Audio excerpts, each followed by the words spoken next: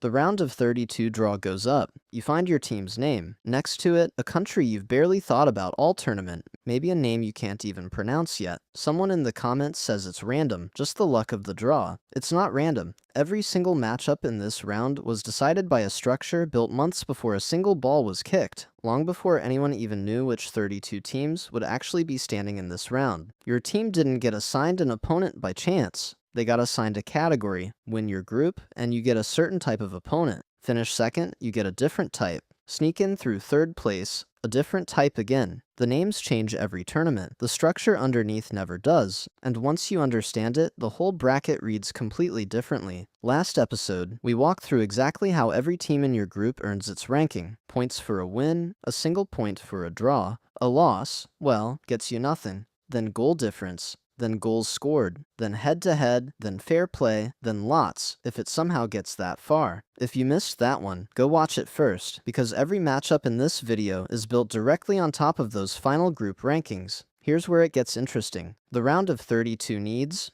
well, yeah, 32 teams. This is made up from 12 group winners, 12 runners-up, 8 third-place qualifiers, 1 bracket, and a single elimination ladder, all the way to the final. All of it spread across stadiums in 3 host nations, Mexico, the United States, and Canada, with the actual round of 32 matchups only crystallizing once the very last group game wraps up. So how does the bracket actually decide who plays who? Only 3 categories of matchups exist in this round. Some group winners play a third-place qualifier, some group winners play a runner-up, and the runners-up who aren't paired with a winner play each other. Specifically, 8 of the 12 group winners get matched against one of the third-place teams. The other 4 group winners get matched against a runner-up instead, and the remaining 8 runners-up, the ones left over, face off against one another. Say your team wins Group A. Under this structure, you will never face the team that won Group B, or Group C, or the winner of any other group. Winners don't play winners in this round, period. What you might face instead is the third-place qualifier out of, say, Group C, or Group F, or Group H, or one of a handful of other groups. Depending on which group's third-place team actually ends up making the cut, the exact opponent isn't fixed years in advance. The category is.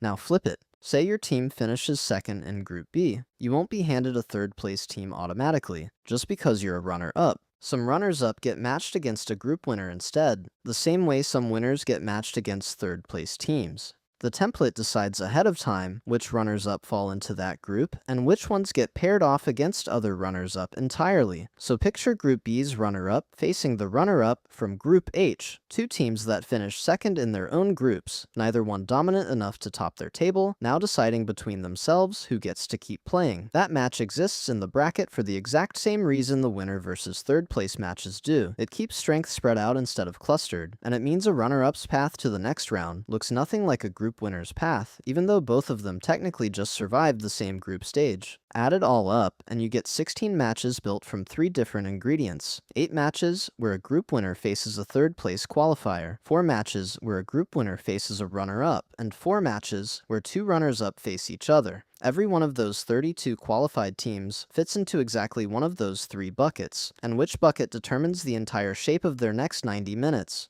Why not just fix the exact opponent in advance, instead of leaving it as a range of possibilities, because some groups are simply tougher than others, purely by the luck of the draw, and a rigid slot system could accidentally load one entire stretch of the bracket with every dangerous team, while another stretch coasts through on weaker opposition. Building the template around ranges, a winner facing one of several possible third-place groups instead of one fixed group spreads that risk out evenly. It's a deliberate piece of engineering, locked in months before a single ball is kicked, designed to keep the bracket as balanced as a format this size can allow. Why build it this way? Picture 2 of the strongest teams in the entire field, different groups, both dominant, both finishing first. Under a totally random draw, those 2 could collide in the very first knockout match, and one of them goes home immediately for no reason except bad luck in a bracket. By making sure group winners only ever face a runner-up or a third-place team, never each other, the format guarantees every winner gets at least 1 round against a team that didn't dominate its own group. The runner-up versus runner-up matches do the same job, 1 tier down, keeping a top group winner from facing a fellow winner, while 2 weaker runners-up coast through an easy night. The reason any of this is even necessary is the third-place math. 12 teams finish third. Only 8 of them survive, ranked against each other using that same tie-break order from last episode, even though they never played in the same group, sometimes never played in the same week. So the third place slots feeding into the bracket aren't locked in until the very last group game of the entire stage finishes, which means a group winner can know their opponent's category days in advance, winner, runner-up, or third place, while the actual name attached to that category is still being decided somewhere else entirely. This isn't a new invention. Ranking third-place teams against each other to fill out a knockout bracket goes all the way back to 1986 in Mexico, when the tournament first expanded to 24 teams and needed 4 extra third-place qualifiers to round out the field. It worked so well, it stuck around through 1990 and 1994. In 1990, Italy, the Republic of Ireland, finished third in their group, 1 win, 2 draws, 0 losses, and still got pulled through on the strength of that cross-group third-place ranking. They reached the quarterfinals, one of the most memorable runs of that entire tournament, built almost entirely on a piece of math most fans watching at home never noticed. In 1998, the field grew to 32 teams, and the numbers lined up perfectly. 8 groups, top 2 from each, 16 teams, no leftover slots to fill. So the third-place complexity disappeared for nearly 3 decades. That's the World Cup most fans alive today actually grew up watching. Simple and clean, 2026 brings the chaos back, bigger than ever. 8 survivors out of 12, instead of 4 out of 6. More math,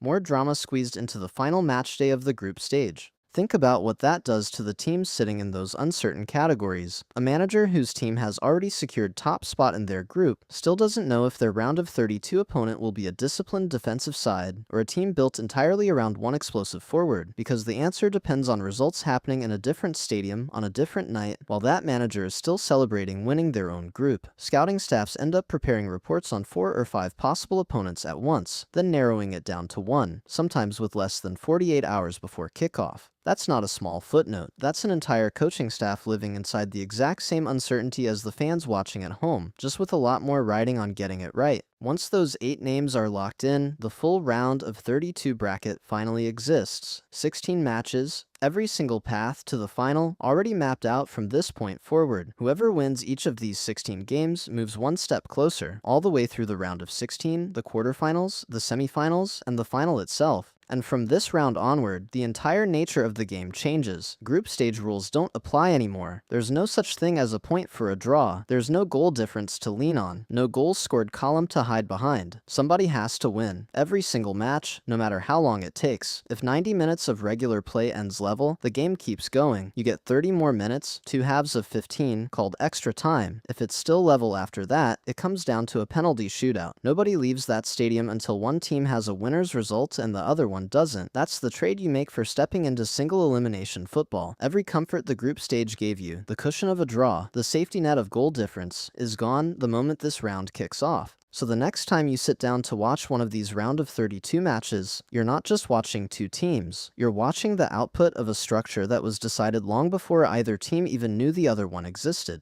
The winner walked a different road to get here than the third-place qualifier did. The runner-up walked a different road than either of them. And the only reason they're standing across from each other tonight is a category locked into the bracket months in advance that finally got filled in with real names on the last day of the group stage. Next episode, we follow that single elimination ladder all the way to the final, round of 16, quarterfinals, semifinals, and the final itself, with a full breakdown of how extra time and penalties actually play out, why some teams seem cursed by the shootout, and why a few legendary careers were basically built or broken in that exact moment. So next time a bracket goes up online and someone calls it random, you'll know better. Nothing about it is random. Every name next to your team's name got there through a category, winner, runner-up, or third-place qualifier, built into a structure that was locked in long before this tournament even started. The draw just filled in the blanks.